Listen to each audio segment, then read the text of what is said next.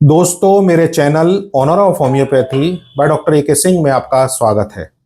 दोस्तों, पिछले वीडियोस में हम लोग एफोरिज्म 11 के फुट नोट को डिस्कस कर रहे हैं, जिसके 3 वीडियोस में हम लोगों ने 3 पैराग्राफ को डिस्कस किया।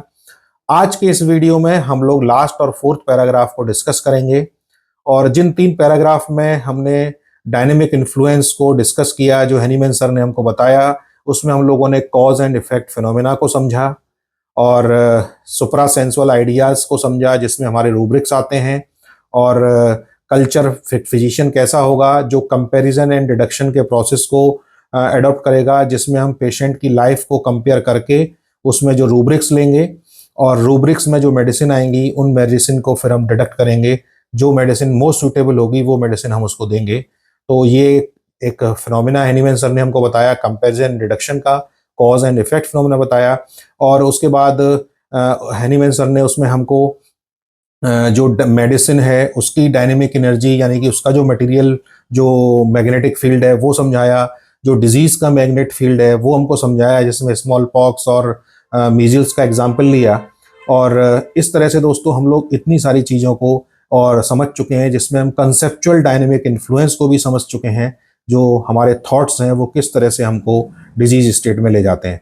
तो आज हम इस लास्ट पैराग्राफ में जो चीज़ डिस्कस करेंगे वो बहुत ही इंपॉर्टेंट है। इसमें हैनीमैन सर हमको बताते हैं ये जो डायनेमिक एनर्जी है ये मेडिसिन में कहाँ पर मिलती है, कैसे मिलती है, क्योंकि इस पर बहुत सारी रिसर्चेस हो रही हैं। मैंने कई रिसर्च पेपर पढ़े जिसमें एटॉमिक लेवल पर मेडिसिन को समझने की कोशिश की जाती है, लेकिन हैनीमैन सर इस एफोरिज्म में हमको बताते हैं कि ये एनर्जी हमको कहाँ मिलती है।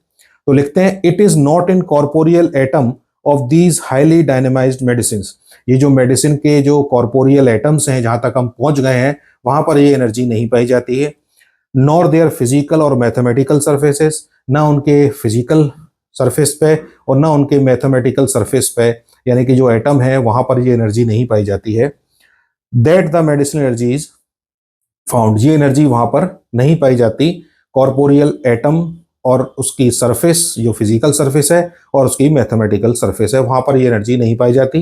नेक्स्ट पैराग्राफ में बताते हैं ये एनर्जी आखिर मिलेगी कहाँ।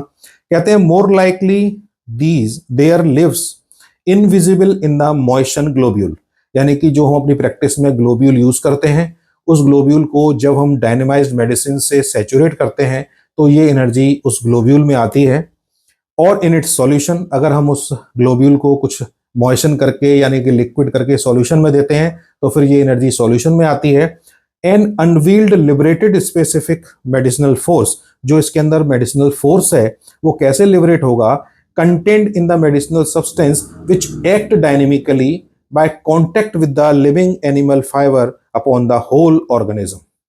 जो हमारी नर्व फाइबर है, यानी कि जो हमारा जो फाइबर्स हैं, नर्वस सिस्टम के जो नर्व फाइबर्स है, वहां पर जब ये एक्ट करती है, जो मॉइशन ग्लोब्यूल है उसके अंदर जो एनर्जी आ गई है, जब ये हमारे नर्व फाइबर के कांटेक्ट में आती है तब ये एनर्जी लिबरेट होती है, तब इसका इफेक्ट हमको देखने को मिलता है।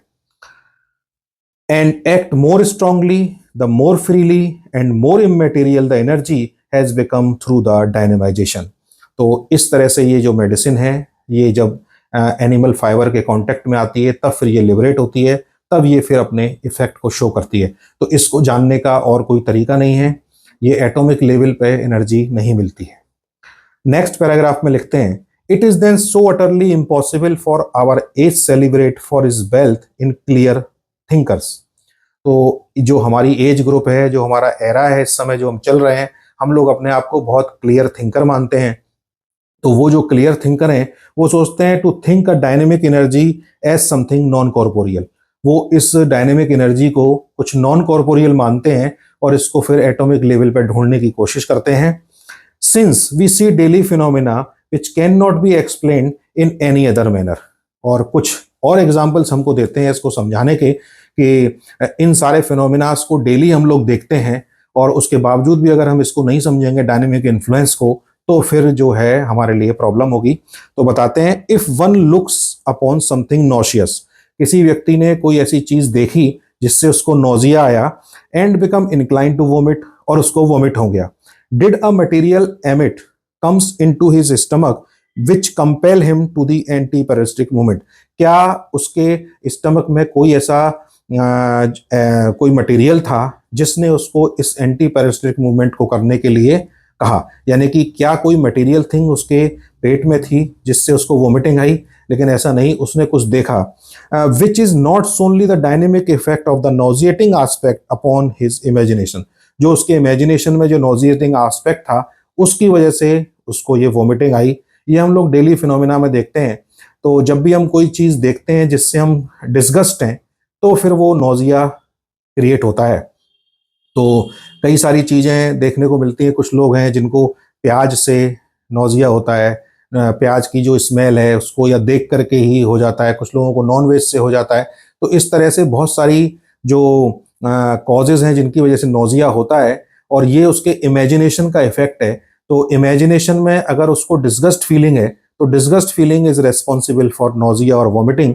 तो हमको उसकी लाइफ में या उसके जितना भी हमने उसकी हिस्ट्री ली है तो उसमें उसकी डिस्गस्ट फीलिंग को हमको समझना होगा, कहाँ कहाँ पर उसको अगर डिस्गस्ट फीलिंग है, अगर उसको नोजिया और वॉमिटिंग होता है। तो एक और एग्जांपल देते हैं।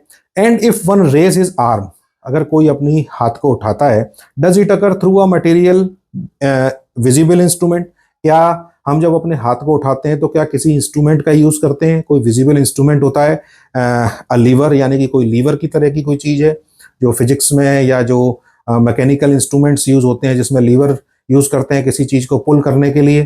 तो क्या ऐसा कुछ है?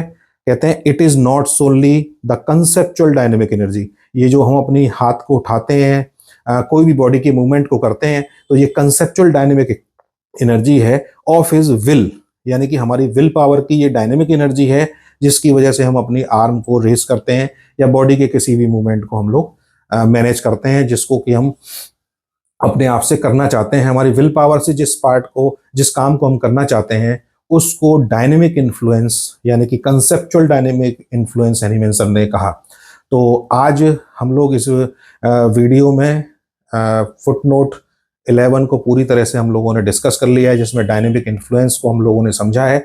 और जैसे जैसे ये डायनेमिक इन्फ्लुएंस हमको समझ आएगा, हम लोग अपनी मेडिसिन के सिलेक्शन में, उसकी पोटेंसी के सिलेक्शन में और उसकी डोज को मैनेज करने में सक्षम होते जाएंगे, और फिर उसी के अकॉर्डिंग हमको पेशेंट में रिजल्ट्स देखने को मिलेंगे। तो आज हम लोग इस वीडियो में इतना ही डिस्कस करेंगे और अगले वीडियो में आपसे फिर मुलाकात होगी। तब तक के लिए धन्यवाद।